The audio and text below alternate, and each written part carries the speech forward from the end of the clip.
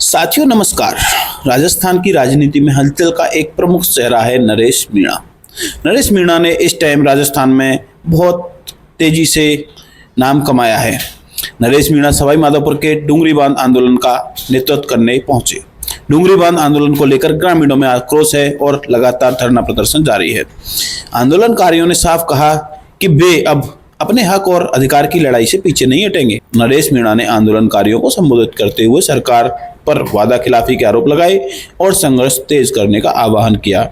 इसी तरह की खबरों के लिए हमें फॉलो करें और इस खबर को ज्यादा से ज्यादा शेयर करें। धन्यवाद। डाला वहां भी मेरा जुर्म इतना बड़ा नहीं था, लेकिन कि नरेश मीणा बाहर रहेगा तो डूंगरी बांध के आंदोलन में जाएगा, इसलिए वहां 40 दिन मेरे को जेल में लगा। दोबारा मैं 21 तारीख को जो चक्री में महापंचायत उसमें आना चाह रहा था, लेकिन आपने देखा होगा कि मैं अनशन में बैठ गया और मेरी मांगे नहीं मानी।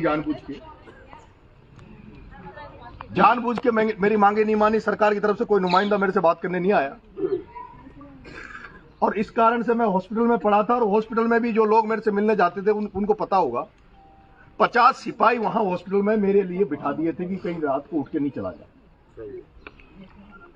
पहली बार है कि जब एक आदमी भूख हड़ताल करके अन्न त्याग करके मृत शैया पर बिस्तर पे बैठा था और 50 सिपाही मेरे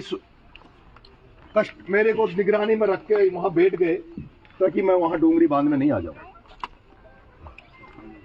मेरे ना तो अब तक के जो जन क्रांति यात्रा पैदल यात्रा निकाल रहा था उसके छाले भी नहीं मिटे, आपने देखा होगा।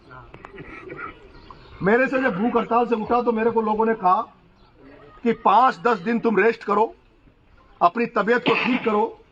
मेरे पेट की अभी भूख भी ठीक नहीं हुई है, लेकिन मैं आज आपके बीच में आया हूं। इसलिए आया हूं कि आपकी मनसा क्या है, आपकी इच्छा क्या है, कौन लोग इस आंदोलन को लीड कर रहे हैं और मैं इस आंदोलन में जाऊंगा तो मेरे प्रति भरोसा है कि नहीं है, विश्वास है कि नहीं है। अगर मैं आंदोलन में रहूंगा तो मैं लीड करूंगा, तो अगर लोग मुझे मानने के लिए तैयार रहेंगे नहीं रहेंगे। इसलिए रात को केवल ये मेरा साथी है मुनेश, जो आपका गांव का है और पुराने समय से मेरे साथ जुड़ा हुआ है, मैंने इसको कहा गांव में किसी को बताना नहीं है, किसी को सूचना नहीं देनी है। अपन केवल तेरे घर जाके वहां बैठकर एक फोटो आएगी कि मैं आज डूंगरी गांव में रोटी खा रहा हूं, डूंगरी गांव में रोटी खा रहा हूं, और सुबह अपन लोगों से मिलेंगे। लेकिन जैसे ही गांव में पता लगा, रात को भी सारे जो प्रबुद्ध जन थे, जो समझदार लोग थे, वो वहां मुनेश के घर इकट्ठे हो गए और अभी अभी सुबह पूरा गांव आप लोग यहां इकट्ठे हो। और मैं देख रहा हूं, भी मेरी मां ने कहा कि मर जाएंगे लेकिन जगह नहीं छोड़ेंगे। और ऐसे वीडियो मैं बार बार देख रहा हूं, जो मां मरने के लिए बार बार ये कह रही कि मर जाएंगे पर जगह नहीं छोड़ेंगे। क्यों जगह छोड़ेंगे, किस लिए जगह छोड़ेंगे?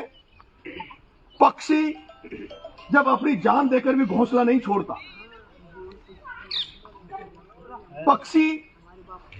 पक्षी जो जान देकर भी घोंसला नहीं छोड़ता, तो हम तो आदमी हैं। हमारी पीढ़ियां दर पीढ़ियां यहां रही है। एक कहावत है, जननी जन्मभूमि स्वर्ग से महान है। जननी और जन्मभूमि स्वर्ग से महान है।